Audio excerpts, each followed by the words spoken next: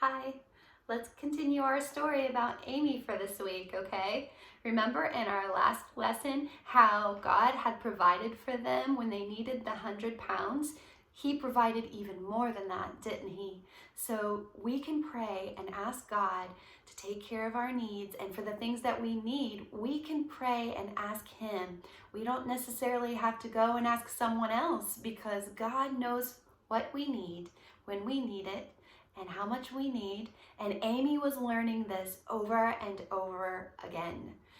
Now this week, the kids get to experience God's provision over and over again, as well as the adults. God wasn't just doing beautiful things for the kids who were living with Amy. He was doing beautiful things for the adults too. Now, week after week, when they would open the mail, God would provide for them and give them very special things. Some children in China went without candy, and they would send the orphanage and the children there in India their candy money. And another girl began working and would give some of that money that she earned. She would mail it to the children on a regular basis. There were some elderly people who were 84 years old, and they would send money from England, and they were like small gold pieces. They would send it. Some other women knitted sweaters. Do you guys know of anybody who knits or crochets? Well, there were some people who would send those kinds of sweaters for the babies and the children there in the orphanage. They would mail it to them. There were some people in Germany that would send money for fresh fruit and vegetables, and some other people in Africa that sent 50 pounds, so that was about $250. A little girl one time, she sent just the right amount of money so that they could buy a small doll for the girls there.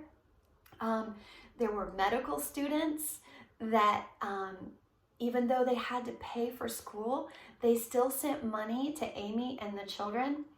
And there was a point where Alma began to ask God for something that sometimes we don't think about asking God for. And that was that her workers could have a place where they could rest. Did you know that resting is very important to God? He did that after He created the world, didn't He? So Amy knew that it was very important for her workers to have a restful time at some point. And the orphanage just couldn't do that. There were so many children, remember? There was like 42 and maybe even more. Can you imagine living in a house with that many kids? The workers agreed that yes, that would be a wonderful thing if we had a place where we could go and rest and maybe take turns. But Alma knew that they didn't have the money right then. But she was sure that this would please their Heavenly Father, and she began to pray, and she knew that the money would be provided. During breakfast one day, a letter was handed to Alma, and as she opened it, she found $100. Now, you know what? Alma hadn't told the people in America where this place would be for the vacation. She didn't even tell them that they needed a place for her workers to have a vacation. And there was a letter attached to the money, and it said, "For the vacation fund." God had begun to put on the hearts of His people to send money to Amy and her friends so that they could have a place to vacation. God provided, and over again, people sent money to where they could build a small house, like a cottage, and it was up in the high, cool, green, quiet hills. And that's where Amy and her workers could take turns going there to rest. And Amy started thinking, we have such a beautiful place here, but there's also people who need our help elsewhere.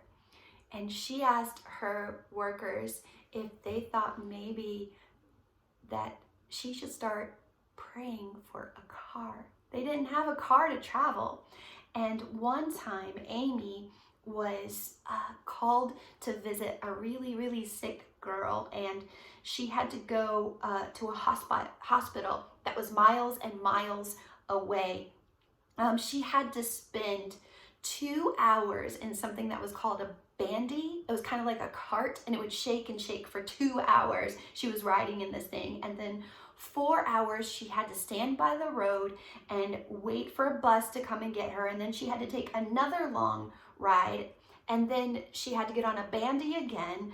And by the time the driver got her there, it was late, and things had been messed up, and it was confusing, and she arrived exhausting. She did get to see the girl, but they needed a car so that she could get to places faster.